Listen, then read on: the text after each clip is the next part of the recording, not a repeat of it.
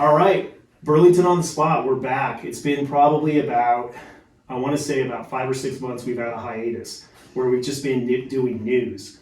We haven't been doing in-depth interviews. So today we have David Moorman who's joining us, and we're going to talk about computers and tech. So Early tech. Back in the day tech. Back in the day. And that's what got me excited to have you come in. I wanted to talk about it. You did a newspaper, so we're going to talk about that. And just, I want to pick your brain on what tech used to be like, and we'll put this out in the universe and see if there's some nerds that want to jump on and might get interested. Might get interested, might hear about it. But thanks for coming in. Retro Club here. Yeah, I appreciate you coming in because, like I said, this is kind of kicking off our season 2 series. So why don't you give us some background and how you got into tech, and we'll go from there. I've been making movies since I was 15 on an 8mm camera, and then got video. Yeah, we were going to Kenya and in 1990, so I needed a good video camera, and I got one with the Super VHS Mini. And this was like on what were you going to Kenya for? It was a mission trip. Okay, awesome. Mission trip, and I, in order to edit that, I had to go to the junior college in Sterling, and they had 2 VCR decks. Okay. And one of them had flying erase head, so that you could cut right at the point. Didn't have that flutter that happens when you try to edit with a VCR. Right. And it also could record 2 different soundtracks. So you could record the sound, and you could put picture over it. So you were serious about this. You were like, hey, I'm going to go do this. I might as well do it right. It wasn't just like taking a camera and trying to trying to edit it correctly. And this is as close as you could get at the time. And the trick was that you had to play it and then turn the recorder on just the right moment to start recording on the clip, and then stop it, and then roll back on the recording to where you wanted to cut the end. Oh my gosh. And then reset the other one with a 4-second lead so it would run, and then 4 till you had to hit the button to record, and it took that long to catch it. It was a lot of work. And then I got it done, and the gal at the library at our conference office said, well, it's about 45 minutes too long. I go, oh, jeez, because to get rid of the middle of it, you have to rip everything out to the end, just like a sweater that has a missed stitch. Oh no, so they wanted you to cut the middle? Well, yeah, the part that I could get rid of was in the middle. So I had to go back and start at that point and rebuild the whole thing. So what happened is you went out there, videoed it, and then got back, and you're like, all right, now what? And then that's when you started figuring out this piece of what it took to edit it all. Right, by hand, basically. It was just yeah. And now look at today, when we go edit this with all this equipment, and you take it, you have the software, and you're using software. You betcha. It's way, way easier. We don't know how lucky we have it. Oh, I know how lucky we have it. Well, you do, but we don't, yeah. I got into computers in 79. Oh, okay, before this trip and everything. Yeah, well, this long ago. Right. TRS-80, Model 1. TRS-80, Model 1. Who made that? Radio Shack. Oh, that was the Radio Shack. And it had color, black and white. You know. So what did it look like? Was it a console or like a? That was the one where they had the keyboard. I had the expansion interface on it, so I could connect to a disk drive, which I never used, but I got that, and it had the monitor, which is a TV set. Right, like a little TV set. A little 12-inch TV set. What about keyboard or anything? It had a good keyboard. Okay. In fact, that's why I got it. It had the best keyboard for the money. There was Apple and the PET from Commodore, which had a lousy keyboard, and it had the TRS-80. So I went with the TRS-80. It was the middle price. And how much was it back then? Do you remember? I know that you might not. But... Well, with the expansion interface, it was about $2,000. Oh my gosh. Yeah, it was about the same price as today. Right. You know. Well, it's all relative. 16K. 16K. K. Man. Not meg. K. K. 16K. 16,000. So what were you saving stuff to? A cassette tape. Okay, like I talked to you, because when I was growing up, I used the Texas Instruments TI-99. Right. And I started programming on that, like if-then statements. Sure. And just doing little, if you go to the house, then this happens. Make a decision, choose your own adventure. Right. And I would record it to the cassette tape. Right. and then that's how I would save it and play it. I learned an important lesson. I was putting together a driver, what we call today, a driver for my printer. So I could type, the darn thing kicked out, everything that was shifted was lowercase on the printer. Everything that was unshifted was uppercase, so it was backwards. Right. So I had to write a driver. I got about 2/3 of the way through it, and the Power and Light Company had a glitch. Doink! Oh no, and that killed the whole thing? And it made it all go away, and I had taped it, using the tape, I had taped the beginning of it on the clear leader so that it couldn't sync up, it couldn't find, it was dead, it was gone. Oh no. I learned an important lesson. First one, save, Jesus saves, you know. But save as you're going through, right? And the other thing was that when you lose it at 2/3, it's a lucky time because you get to go back now and rebuild it without all the kludges and goof ups that you figured out the first time through. Yeah, going through. That's an optimistic way of looking at it. It's a good way to look at it because it actually is to your advantage. Yeah. Because you write a better program the second time through. And it's funny because even now, up until recently, when we've had the cloud, that has become more prevalent where it's automatically saving. Yes. That same thing still happened. Like I would be building a website, right? I learned the lesson. Like if I'm in WordPress or whatever, I'm periodically saving because I've had that happen where I've spent hours. And you're like, oh no, what just happened? My son said it goes where all bad little programs go. Yeah, it goes where and down in the Bible it says, God's so loved the world that we should not perish. Well, once you understand computers, you know what perish means. Yeah, you watch it no longer exists. Right, it's gone. There's nothing left. So when you started down this path, you're talking about programming in Yeah. 1979. Is that what you did it for? Because is that what you were doing at the time? You wanted to program, or as a hobby, or the best computer game in the world is writing a program. And so you were writing your own. What language were you writing in? In BASIC. Okay, in BASIC. Because they came with BASIC. All these old computers came with BASIC installed, built in. Did you write anything else like Fortran or? I learned a little Fortran. I took a college course, and I've learned a little C since then, but only a little. Just a little bit of C. And then I've learned assembly, machine language for the Commodore, which is load A, store A, add carry, all that sort of thing. Every little step is a tiny little step. But this wasn't your career, right? No, this was a hobby. So I'm a hobbyist programmer. Oh, that's really cool. So and I enjoyed that, but well, and then really quick on that. So 1979, is that you mentioned Apple? I mean, I knew Commodore had something, and we'll get to this. Last couple of years, yes. But so Apple, it must have been its first generation. Yeah, it was the 2. Oh, was it the 2 back then? Original 2, yeah. And that was 76. Did you ever get one of those too? Or? No, I didn't like Apple. You still stuck away from that? And now it's still the same way because you have an Android. That's right. Exactly. Gotcha. And that's just personal preference. They were overpriced at the time. And they had a high make that margin. argument today. Right, that's exactly. So I had the TRS-80. I went to seminary and became a pastor, a Methodist pastor. And when I got to a real church, I needed a real disk drive. I needed a new computer. So I looked them all over, and the one computer that had the stuff I wanted, that played the games, that could do games, was the Commodore 64. But which we have right here. I got a 128, and it lasted for a while, but then it went flaky on its power switch, and you could only boot it in 60. It had a full 64 under the hood, so we could boot it in 64. Yeah, and this one, I mean, I was looking at this when I grabbed this, a few minutes ago. 64K. 64. You realize? Think about that. One icon on your desktop, PC is 64K. I know. It's not. If anybody's listening. We're not talking 64 megabytes. No. We're not talking 64 gigs. We're talking 64K. 65,536 bytes, period. Is what this little guy worked on. Memory. However, the Commodore did something no one else did.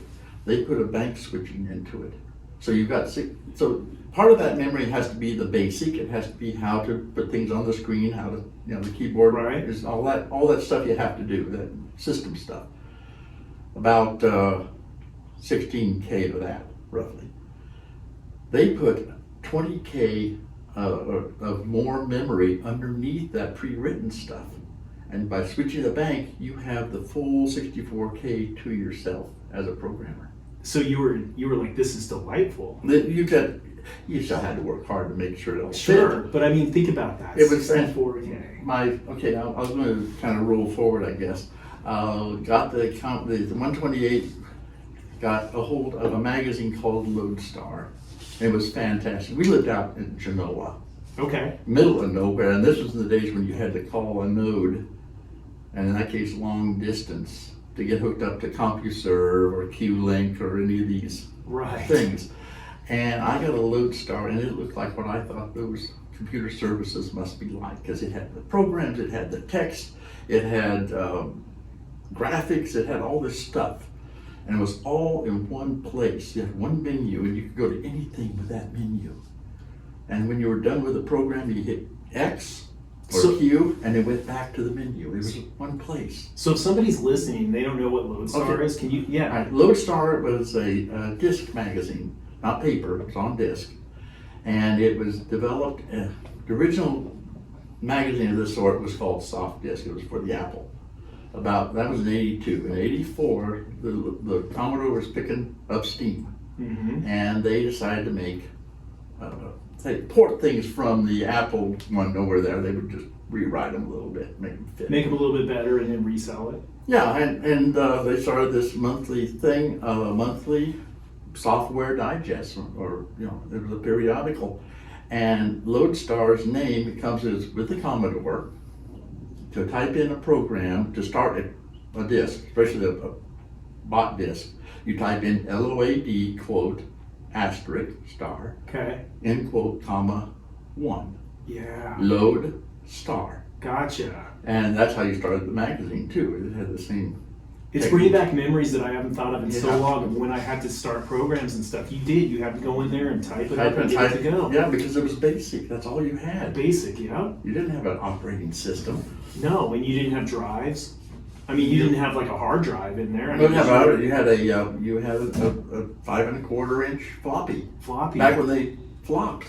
Yeah, that's why it was called floppy disk. Yeah. And so Lodestar, you got that, and you're like, wow. It was 4 sides of that 5 1/2 inch. So you put one in, side 2 on the back, side 3 on the second one, side 4, and you go to the menu and you click on something. You have an area, you click that, and then you click the particular program. You can either read about it or run it. And if it was on a different disk, it says insert disk 3 or side 3, and you put that in and do it. And then when you were done, you hit Q or X, and it would say insert. Actually, each disk had its own menu, so it would just basically go back to the menu. And how did you hear about this? Just from being... Actually, I was looking for some software. I had $20-$40 in my pocket. I went to a software store, back when they had software store, Babbage's, I think the name was. Up in Denver or something? It was in Springs. Okay. And we were in Genoa, so it's Yeah, 2 that's hour not too drive. bad, yeah. Yeah, but I was looking around, I look at these things, I thought, that'd be great, but it's like a kid with Christmas money. You don't want to spend it on the wrong toy. Right, you want to So I went over to the periodical rack, and here was Lodestar, and it looked interesting. It had a couple of good looking programs, and it had tutorials and puzzle page, and it had about, what was that, about 116, no, I can't remember how much. It had 4 sides. It had a lot of stuff. And you're just like, this is awesome. I So got it, put I in, rushed ran home, it. I put it in, and it was like going online. That's what I was gonna say. This is almost like using the internet before having the internet. Yeah, right. It was better than what they had at the time. Because at the Yeah. time, you weren't dialing into anything. There was nothing. No, it was a long distance call to even get a text connection. Yeah. So yeah, that was fantastic. And Lodestar did something that we had a lot of magazines. We had Run and I can't think of all the names, but they were a consumer paper mags. I call them brag mags. Uh-huh. That were aimed at the new user, newbies.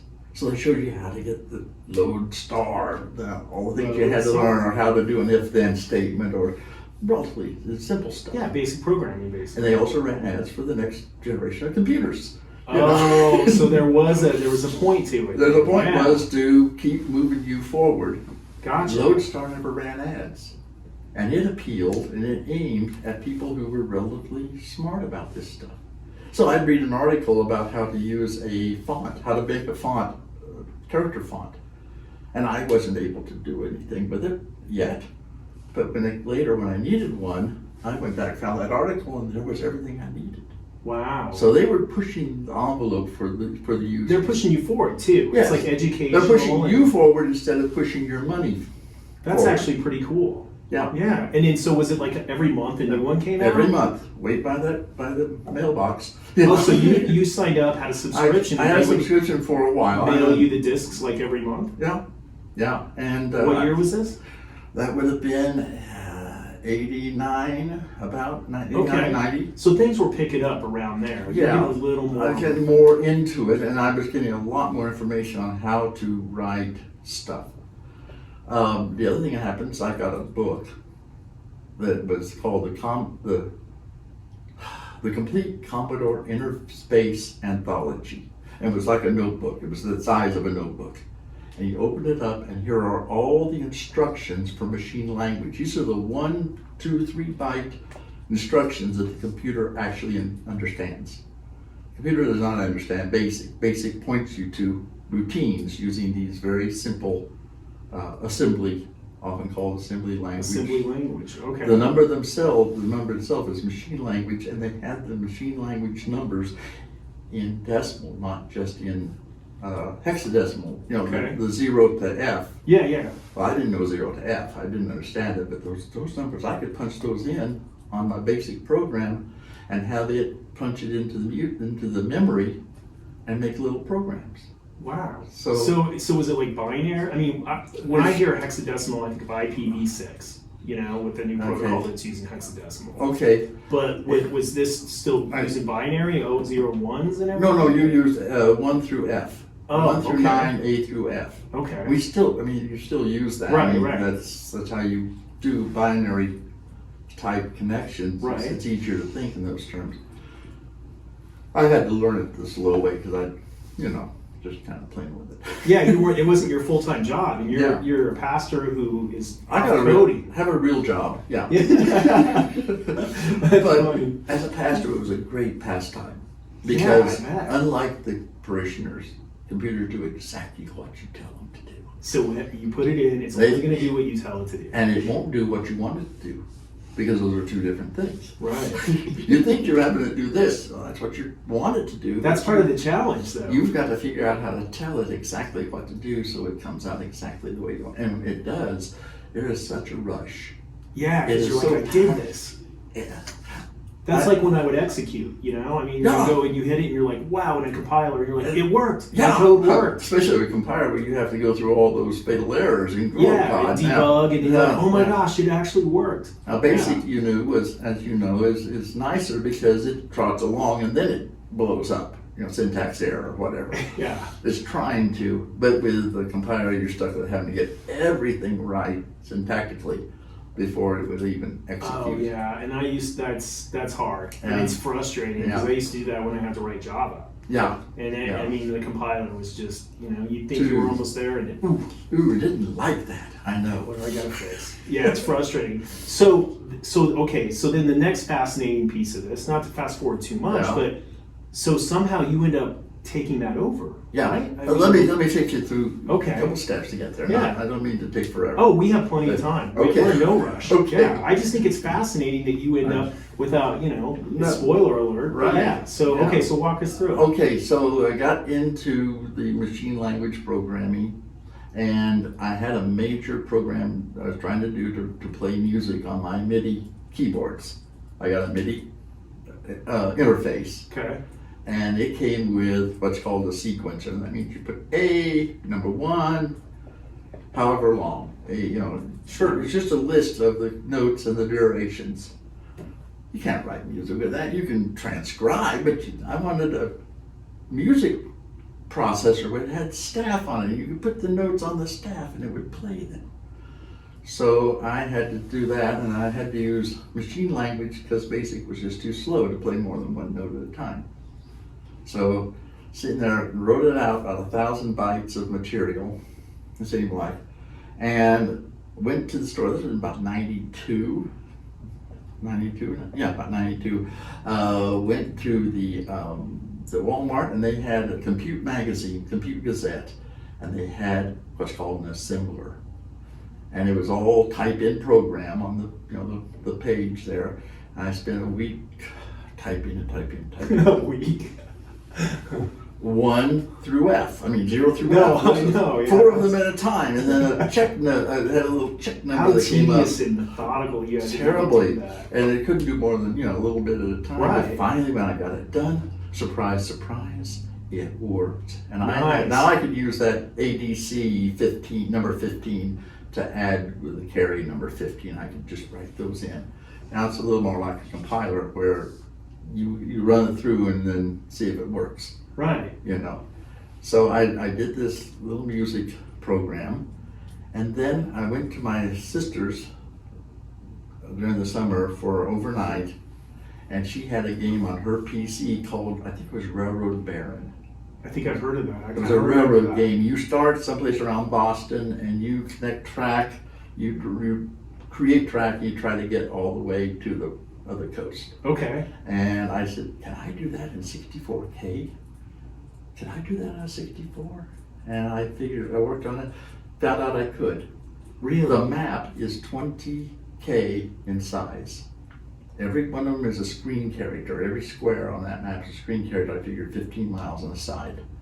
So I could make the United States. So you like recoded it, kind of, or right? I mean, You can actually draw the characters on an 8x8 grid. Wow. And then they'll pop up when you call that character number, when you put that on the screen. And you made that happen, And right? it all happened. Track, stations, switches, the population. The train came in, sometimes a new house would have to pop up, to populate everything. Had to figure out how to find. It was a big job. When I was done, I wanted to put it somewhere, of course, in those other magazines, or either going out of business, or it was 20K of typing, people had to type in. Right. No one would touch it. Lodestar, I said, I haven't seen Lodestar in a while. I called to see if they were still alive. Yep, they were there. Sent it in. 2 or 3 months later, I got a call. And I finally figured out who it was calling, a guy named Fender Tucker. I said, wait a second, he doesn't call to reject. They sent a letter, Yeah, no, he's calling for a reason. For a reason, a $500 reason. Oh, so bought the thing. you sent him what you repackaged, basically. Is that what you're saying? Like Well, the game. I said I created the game and the text and all that, and I put it together on a disc and sent that off to And him. then he's probably like, hey, who is this guy? Yeah, well, He must be a programmer.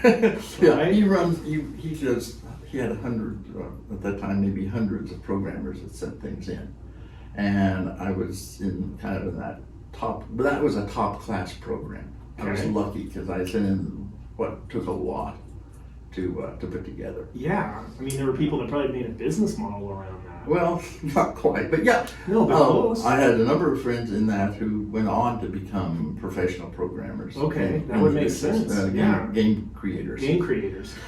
So, but I never got to that. I was more the fun of making the program. Yeah, and you had your hands full. Yeah. And you were following what you needed to do. I had plenty of real work too. Right. So yeah, and it was a great hobby, and I got some money for it. And so he sent it back, and what was on the phone call? Was he just like, hey? No, he didn't reject it. He called Yeah. and said, I like your program, and I want to buy it from you. And I said, oh. You think that making your first program work is fantastic? Getting money for a program Is mind blowing. You're like, all right. It's almost better. It's better, not almost. It's almost better. Almost better than marriage and your child being born. You're like, and your first computer. These are the 4 things. Oh, yeah. The best things in your life. Well, that's pretty neat. That's So a I was pretty cool knocking out story. programs. I did a number 1 a month, and then I hit a dry space, and then did a couple more, and let's roll it forward to about 1996. And I was trying to do this editing with a video editing. I didn't have like 2 VCRs. They were 90 miles away. So I went and got a PC. And I got the editing stuff. And it did all the stuff there, but then I discovered that the Commodore 64 had emulators Oh, on the PC. They're fast enough. At 286 level, they were fast enough to truly emulate the C64. And well, close to truly at that time. so explain that to me. Okay, So why were they emulating? Okay, any computer can emulate any other computer as long Right, now, because I'm familiar with VMware and I've used that, right? as And long as so- the memory and speed are not factors. And so it was able back then to emulate The what, C64, including most of the hardware functions that sped everything up. yeah. Now, the one now is just the major one is Vice, and it is just fantastic. Yeah, and I think, there's Hang on. BlueStacks, right? They'll emulate Yeah, things something you like can do, that. yeah, the other Yeah. games and stuff. Gotcha. Right. Okay. So I got this emulator. I tried to run a Lodestar on it.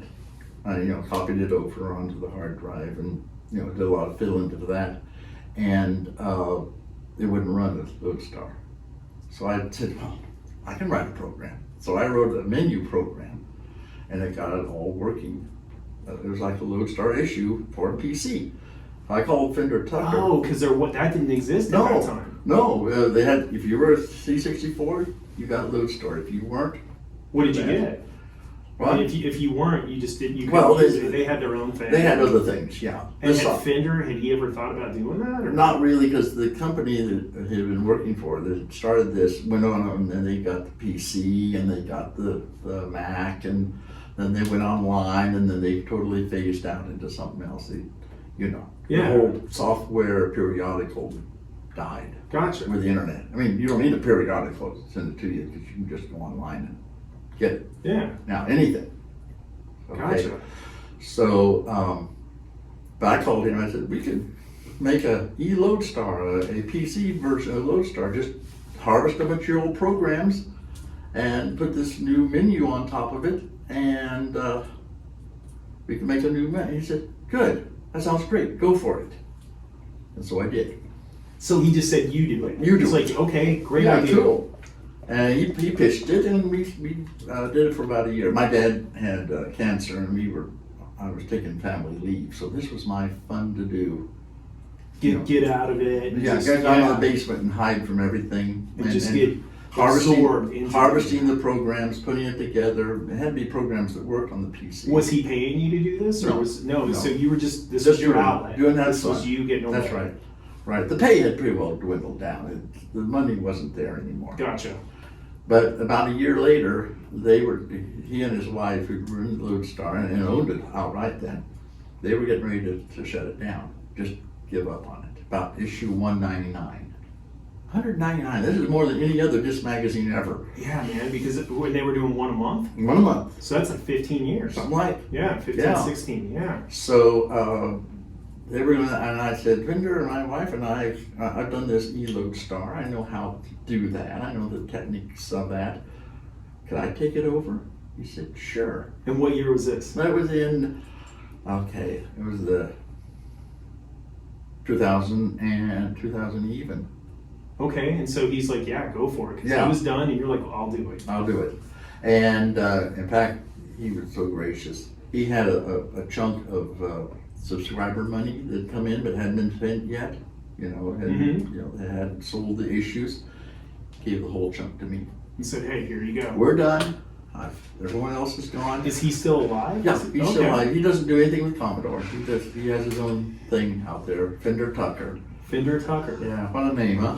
It sounds like it should be what he's doing. Yeah, that or a exactly. car maker. Well, he publishes books now. Okay. So And he's in Colorado? Or? no, he lives in Shreveport. So did you ever meet him in Oh person? yeah, yeah. Okay. We went by a couple times, and the last time was to make the transfer of the Lodestar.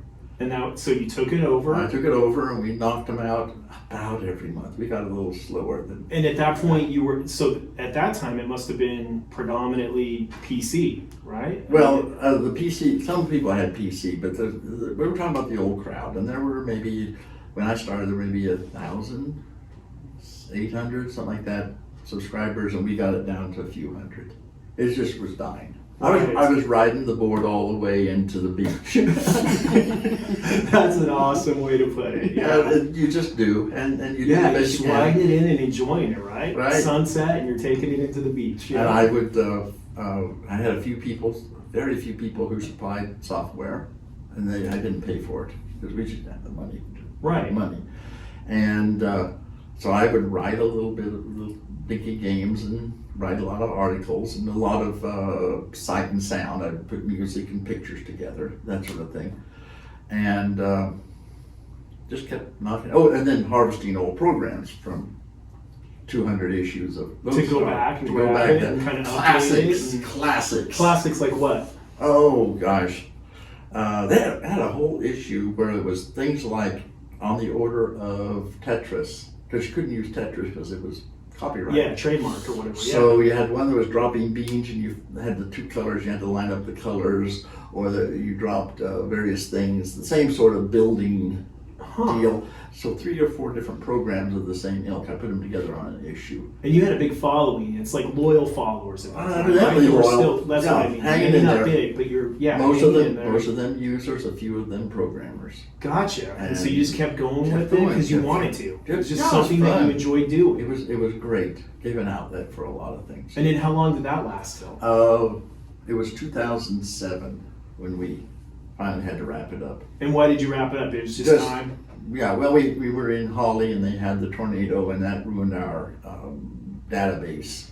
Our computer's database was corrupted, so we didn't know how much people had given or how much we owed them. So you're like, this is a sign. It's We probably... found a couple pages of mailing labels, so we ran those off and kept sending to the people So for a now, while. we'll put this out, and there, who knows who finds these things, right? I hope mean, you'd so. be amazed. I I mean, hope it's so. pretty... Well, once we put page titles in and talk about Sure, Lodestar, you never know sure. who's going to It find might. it. Yeah. But is it something somebody can still access? Or I Okay. mean, is... There is Lodestar Gallery, I think the name is. If you type in Lodestar Gallery in Google, Yeah. you'll find a list from issue 170 maybe to 249. All the issues are there as, we call them D81s. They're the image of the 3.5-inch drive. Yeah. So the whole issue is there. So that is a resource, goes back a ways. I don't know how far back it goes. Anyway, there's a lot of them there. Well, and I mean, when you and I were talking, the reason that we ended up doing this podcast Yeah. is I Googled you. Yeah, And then I you're popped up. You're popular. You're Mr. famous. Lodestar. You are. You're on Wikipedia. Oh, And so it's on there exactly. talking about like, wow, we got to sit down and That's talk about great. this. So is there any other message you want to tell all those subscribers, or anything you think Yeah. those people need to know to get a hold of you if they ever wanted to, or just anything like that? Don't worry about me. Yeah, that you're good. I'm Just- good. I've enjoyed it, and there are some people out there, if they come across it, drop me a note, an email, get on my Facebook, and we'll get connected again a little bit. Yeah, I mean, is there like a forum for it where people still reach There's a out? forum, or- but I haven't been there for a while. There's a Interesting. Commodore 64 Facebook. Those must have been some really good memories and good times. It was good huh? times. And now, so what are you doing now with technology?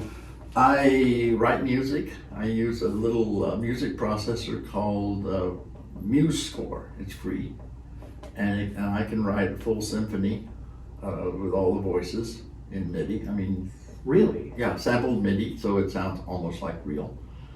And How long does it take to do one of those? a couple days, 3 days. Depends on whether I got an idea or not. You're like, no big deal, just 3 full days. Yeah, what the heck. No, it's fun. And then I make videos. I shoot our trips, and I look up things, and I Edit them, do you put music to them? And my everything? music. That's where I put my music underneath it.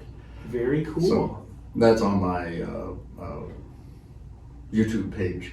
Huh. All right. I think that I look up Dave Moorman or David Moorman. I can't remember which one it is, but Well, and I'm sure we'll have some people reach out. We'll get some comments on Yeah. our section and stuff. Yeah. But thanks again for Oh, coming in. I mean, hopefully I glad to didn't be keep you here. too long. Oh It was no, really- no, it's great. Today we're having Linda Engelbrecht, who's producing. So thanks to Linda. How long did we go? Almost 35 minutes. Not bad. About 35 minutes. So All again, right. I appreciate it for coming in. This And is if fun. anyone has questions, I'll let you know. This is great. Okay. I'm glad to do it with you some other time. Yeah, absolutely. We'll see if else. we can do some follow up. Okay. Okay, thanks. Excellent. Have a good day. Thanks a lot. You bet. Bye Bye. now.